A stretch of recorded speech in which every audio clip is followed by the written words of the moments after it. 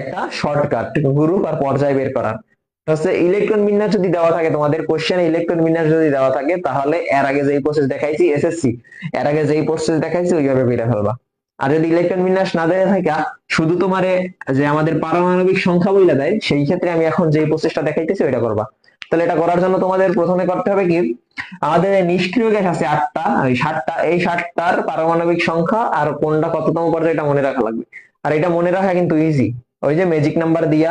দেখো আবার যদি ম্যাজিক নাম্বারটা দেখাই, 2 8 8 18 18 32, আবার হচ্ছে আমাদের 32। এখন দেখো তুমি, আমাদের প্রথম আছে 2, এটা হচ্ছে আমাদের হিলিয়ামের পারমাণবিক সংখ্যা। তারপরে প্রথম দুইটা যদি যোগ করো আমাদের আসে কত, 10। প্রথম দুইটা যোগ করলে আসে কত, 10। এই দুইটা যদি যোগ করো আমাদের আসে হচ্ছে 10, যেটা হচ্ছে আমাদের নিয়নের পারমাণবিক সংখ্যা, বা হচ্ছে যেটা হিলিয়াম আছে আমাদের কত 1 নং পর্যায়ে, নিয়ন আছে 2 নং পর্যায়ে। আবার যদি প্রথম তিনটা যোগ করো তুমি, এই প্রথম তিনটাই যদি যোগ করে দাও একদম, তাহলে আমাদের আসে 18, যেটা হচ্ছে আমাদের আর্গনের পারমাণবিক সংখ্যা।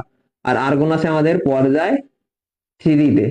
তারপর দেখো আমাদের প্রথম চারটা যদি যোগ করে দাও, এই চারটাই যদি যোগ করে দাও, তাহলে আমাদের আসে 36। 36 যেটা হচ্ছে আমাদের, দেখো ক্রিপ্টনের পারমাণবিক সংখ্যা, আর যেটা আমাদের চতুর্থ পর্যায়ে আছে অবশ্যই। এবার যদি আবার প্রথম পাঁচটাই যোগ করে দাও, তাহলে যেই পঞ্চম পর্যায়ে যেই ব্যক্তি আছে, অর ইলেকট্রন অর পারমাণবিক সংখ্যা পাওয়া যাবে। প্রথম পাঁচটা যোগ করলে হবে 54। 54 কার, আমাদের হচ্ছে জেননের। তাহলে 54 হচ্ছে জেননের, যেটা হচ্ছে 5 নং পর্যায়। আবার যদি প্রথম ছয়টা যোগ করে দাও, তাহলে এই ক্ষেত্রে আসে আমাদের, দেখো 86 আসে।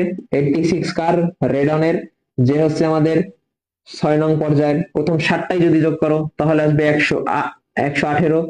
118 কার, অর্গানেশনের, যেটা হচ্ছে আমাদের একদম লাস্ট, বা 8 নং, 7 নং পর্যায়ের মৌল।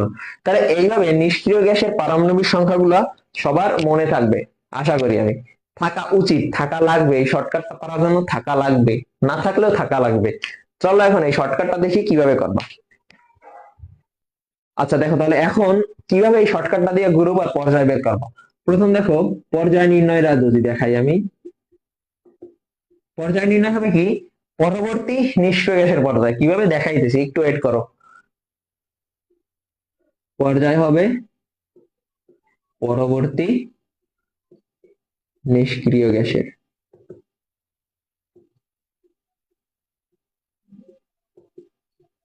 পরবর্তী নিষ্ক্রিয় গ্যাসের পর্যায় কিভাবে দেখো তো। আমাদের ধরো একটা পারমাণবিক সংখ্যা বলা আছে 13, 13 পারমাণবিক